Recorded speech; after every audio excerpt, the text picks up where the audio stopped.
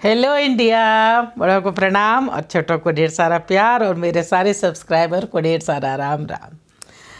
तो 2 वीडियो मैंने अपलोड कर लिया। अब ये तीसरा जो है सो आप लोगों के समक्ष रख रही हूँ, मंगनी, जो कि बुजुर्गों पे समर्पित कहानी है। और इसका चौथा पार्ट आज मैं रख रही हूँ। कहानी थोड़ी बड़ी है तो 3 पार्ट अब तक डाल चुके हैं, अभी चौथा पार्ट डाल रही हूँ। देख रही हूँ कि लोग इसे ज़्यादा नहीं देख रहे हैं, नहीं पसंद कर रहे हैं, लेकिन चूँकि आधा कहानी डाल चुकी हूँ तो बाकी को मुझे पूरा करना है। शायद किसी को पसंद आए तो वो इसके सब पूरे मतलब सारे पार्ट्स को देखना चाहे। तो अब तक आप लोगों ने देखा कि किरण और कुणाल आपस में प्यार करते हैं और किरण के जो डैड हैं वो कुणाल से शादी करना नहीं चाह रहे हैं। इसके कुणाल का शादी जो है सो किरण से नहीं करना चाहते हैं। उसे समझा रहे हैं कि नहीं, तुम्हारी शादी उससे नहीं हो सकती, वो रोड छाप मजनू है। और कुणाल जो है सो रोज़ कह के जा रहा है कि कॉलेज जा रहा हूँ, और कॉलेज नहीं जाता है, वो कहीं और जा रहा है। कहाँ जा रहा है, नहीं जा रहा है, नहीं पता है। ये बात भी सविता को तब पता चलती है जब किरण जो है सो उसे खोजते हुए उसके टेलरिंग दुकान तक आ पहुँचती है। तो अब मैं आगे आप लोगों के समक्ष रख रही हूँ कि किरण और डैड आपस में बातचीत कर रहे हैं। किरण बिल्कुल जिद पर अड़ी हुई है और अपने डैड से बोल रही है कि नहीं, मैं शादी करूँगी तो उसी से करूँगी, वरना नहीं करूँगी। और उसके डैड बोल रहे हैं कि नहीं, हम उसे जो है सो उसे तुमसे नहीं, तुम्हारे दौलत से प्यार है, तुम्हारी दौलत पे नज़र है, और मैं उससे तुम्हारा शादी बिल्कुल नहीं करूँगा। तो दोनों में जो है सो बातचीत हो रही है। किरण जो है सो रो रही है और वो अपने डैड को मनाने की कोशिश कर रही है। तो बहुत देर तक जो है सो रोती है, डैड से मतलब बात उत करती है कि और झगड़ती है कि नहीं, मुझे उसी से शादी करनी है। तो लास्ट में उसके डैड बोलते हैं कि तो ठीक है, मैं 6 महीने का वक्त देता हूँ, तुम उसे परख लो, उसके बाद ही इस बात पे बात होगी। किरण आज काफ़ी खुश थी, सोचा कॉलेज में कुणाल से भेंट होने पर सारी बात करूँगी। कुणाल आज भी कॉलेज नहीं आया था, वह मायूस हो गई थी, समझ में नहीं आ रहा था कि क्या करे क्या न करे। तभी उसकी नज़र कुणाल पे पड़ी, जो लॉन में एक कोने में बैठा सिगरेट फूंक रहा था। ये क्या, यहाँ बैठे हो? मैंने कहाँ कहाँ नहीं ढूंढा। किरण रो पड़ी, 8 दिन से नहीं मिले हो, मैं तो तुम्हें ढूंढने गई थी, क्या फ़ायदा, मेरी तो ज़िंदगी बर्बाद हो गई ना। कुणाल बोल रहा है क्या फ़ायदा, मेरी तो ज़िंदगी बर्बाद हो गई ना। तुम अपने बारे में सोचो, तुम मुझसे मत मिलो, वरना तुम्हारे डैड तुम्हारे घर से भी, तुम्हें घर से भी निकालना है, तुम्हें जो है सो घर से भी निकलने नहीं देंगे, मतलब कॉलेज भी आने नहीं देंगे। तुम 8 दिन कॉलेज नहीं आए, मैं रोज़ कॉलेज आ रहा हूँ, आखिर तुम्हें देखे बिना जी भी तो नहीं सकता। सच, कितने अच्छे हो तुम। किरण उससे लिपट कर रोड पड़ी।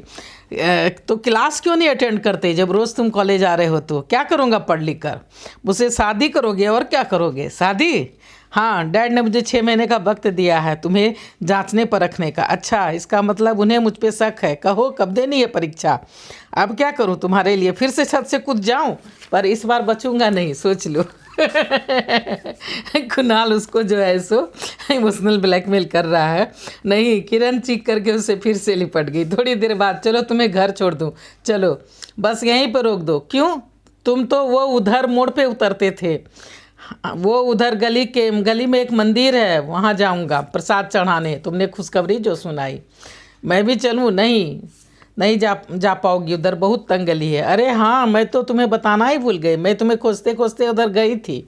एक लेडीज़ टेलरिंग शॉप में पूछा था तुम्हारे लॉज के बारे में, पता चला उधर कोई लॉज है ही नहीं। तुमने तो झूठ बोला था मुझसे। हाँ, पर क्यों? क्योंकि मैं बहुत गरीब हूँ, इसलिए अपने चौल तक तुम्हें ले जाने की हिम्मत नहीं हुई।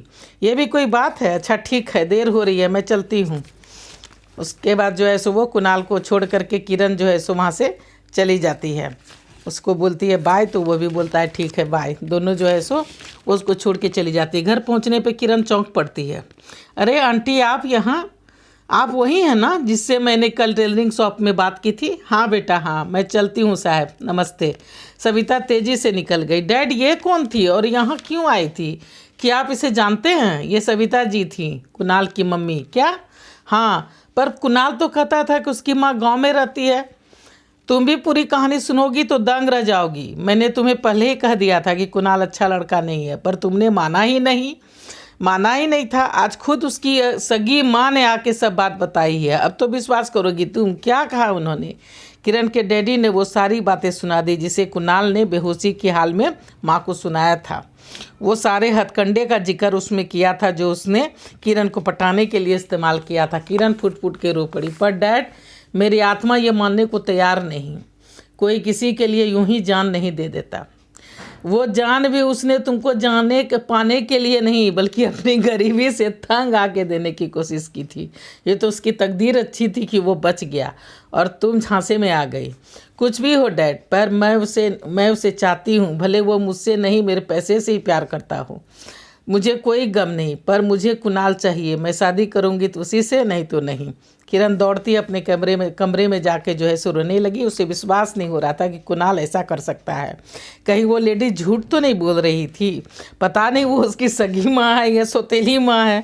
दूसरे दिन कॉलेज में किरण बिल्कुल चुपचाप थी। कुणाल को समझ में नहीं आ रहा था कि बात क्या है। बहुत पूछा पर उसने कुछ भी नहीं कहा। अब कुछ कहो तो सही। क्या कहूँ? मुझे तुमसे ऐसी उम्मीद नहीं थी।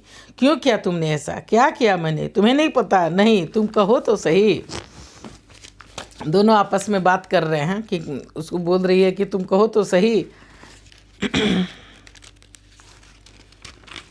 कल तुम्हारी माँ जो है सो मेरे घर गई थी। डैड घर में ही थे। उन्होंने अपना परिचय दिया और वो सारी की सारी बातें बता दी जो तुमने उनसे शराब के नशे में कही थी जिस दिन मेरे डैड से मिलने आए थे। क्या? हाँ। किरण रो पड़ी। मुझे विश्वास नहीं था तुम ऐसे निकलोगे। बोलो क्यों किया ऐसा? कुणाल चौंक पड़ा। किरण जो है सो फुट फुट कर रो पड़ी। तुम जो चाहो करो, तुम जानो, पर मैं तो तुमसे सच्चा प्यार करती हूँ, बिल्कुल सच्चा। तो चलिए अब यहाँ तक जो है सो मैं रखती हूँ। एक पार्ट और होगा, थोड़ा सा ख़त्म होने में, थोड़ी बड़ी कहानी है। तो इसका चौथा पार्ट जो है सो फिर आप लोगों के समक्ष किसी और दिन रखूँगी। तो अब इसे यहीं पे ख़त्म करती हूँ। अब मैं अपने वाणी को जो है सो विराम देना चाहती हूँ और आप लोगों से हाथ जोड़ के यही रिक्वेस्ट करती हूँ कि 2 साल होने को जा रहे हैं, लेकिन मेरा अभी तक कुछ भी नहीं हुआ है। 100 सब्सक्राइबर भी नहीं हुए हैं। 1000 सब्सक्राइबर तो बहुत दूर तक, मतलब समझ में नहीं आ रहा है कि मैं अचीव कर पाऊँगी कभी या नहीं तो फिर उल्टे पाँव घर को लौट जाना वही होगा। फिर यूट्यूब मुझे छोड़ना पड़ेगा। तो बहुत परेशानी में हूँ मैं, बिल्कुल जो है सो हतोत्साहित हो रही हूँ। तो आप लोग थोड़ा सा मदद कर दीजिए। तो मैं अब अपने वाणी को ही विराम देना चाहती हूँ। जय भोलेनाथ, हर हर महादेव।